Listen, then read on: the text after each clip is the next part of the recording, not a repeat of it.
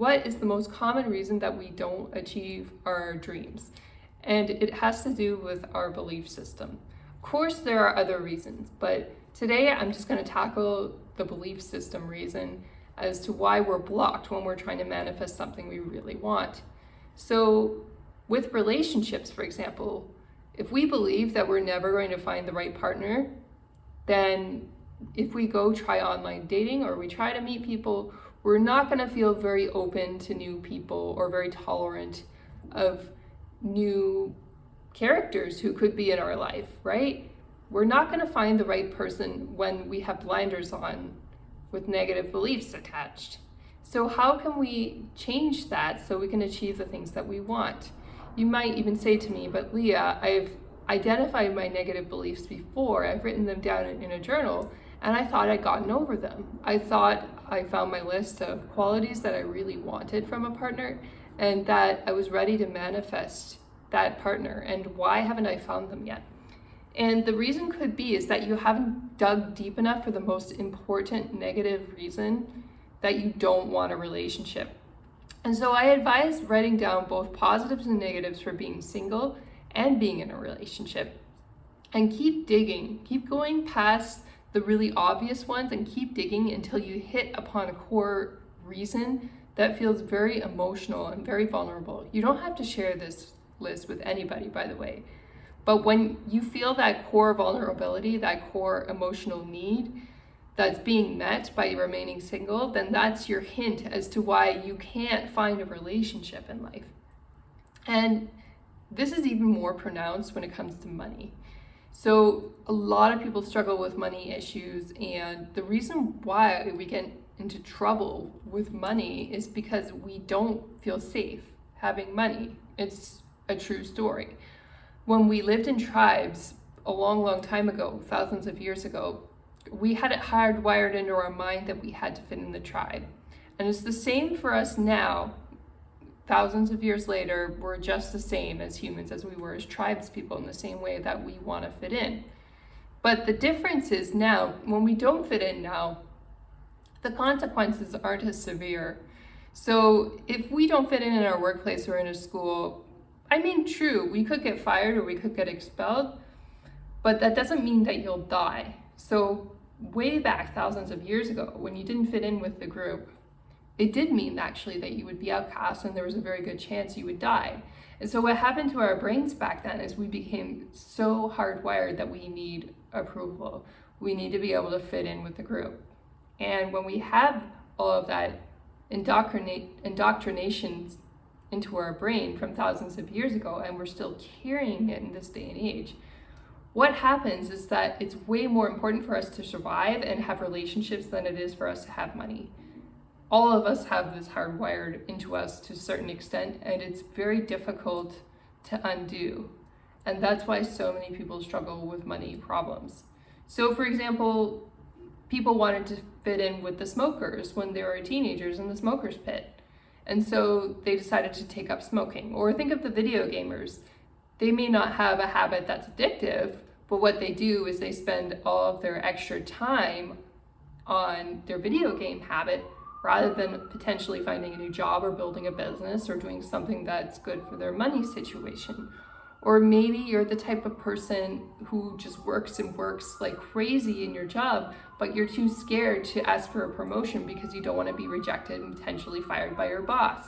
So all of these reasons are reasons why people are afraid to ask for what they deserve when it comes to money, and it's a very difficult topic for a lot of people. So how can we overcome this fear of maybe not fitting in, maybe sticking out like a sore thumb, or being the tall poppy, if you've heard of the tall poppy syndrome from the UK. It's like they chop the tall poppy down, that's the idea. So how can we not be afraid of that?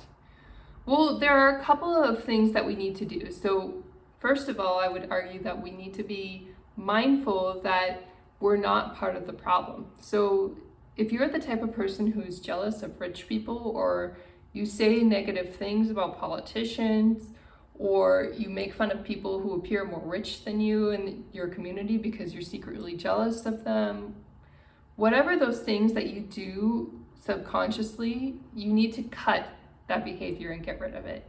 You need to stop gossiping. If you're watching the media and criticizing the president or whoever it is, you need to stop doing that. You need to quit. Because when you criticize authority figures or people who are richer than you and you're jealous of them, what you're doing is you're making it unconsciously dangerous to become rich and powerful yourself, because apparently you believe that all rich and powerful people are bad, right? And I'm not saying there's no bad, rich, and powerful people out there. We're all human. But the truth is there's terrible people who are poor, there are terrible people who are middle class, and there are terrible people who are rich. And usually the terrible people who are rich hit the news. And that's the only perspective that we see. But then unconsciously we link up that being rich is dangerous, because we'll become a bad person and then we'll end up in the news and then everybody will hate us, right? And so when we have beliefs like that, or we indulge that kind of thinking, that actually blocks our chances from becoming rich and independently wealthy ourselves. So one of the first things we need to do is identify that we're thinking that way. First of all, that's very important. But then secondly, we have to cut down on the amount of time that we're gossiping, that we're watching the news, or we're doing things that are not good for us, that reinforce this beliefs that rich people are always bad, right? If we have beliefs like that, we're very unlikely to succeed and become wealthy ourselves. And people might think, oh, this is obvious, I know this stuff already. But based on what I've seen out in society, people, if they do know it, they're not walking their talk, because everybody still gossips, they're still jealous, they say all these negative things about what's going on in politics. And to a certain extent, you do need to know what's going on in politics to vote or do things that are productive for society, or to know how to help society, but you shouldn't be doing it from a judgmental perspective. If you need to know about things like that, you need to stay detached and not get angry or judgmental or blame the person who's at fault, even if you appear pretty strongly at fault. You have to remain detached from that negativity and more focused on your positive ventures than focused on the negativity that other rich people are potentially bringing to the table in the media. And that perspective, though, is very, very narrow. It's only representing a few people who are causing drama, and the news, there's the headline that says if it bleeds, it leads. So you know that they're feeding you negativity, and as long as you're willing to participate in that and watch that and indulge in that type of thinking, then it's going to become very difficult for you to actually be actively working towards wealth on your own, especially if you have the habit of sitting down and watching TV. Then you're going to enjoy doing that more than actually getting another job and working to earn more money, which would help you with your money problems, right?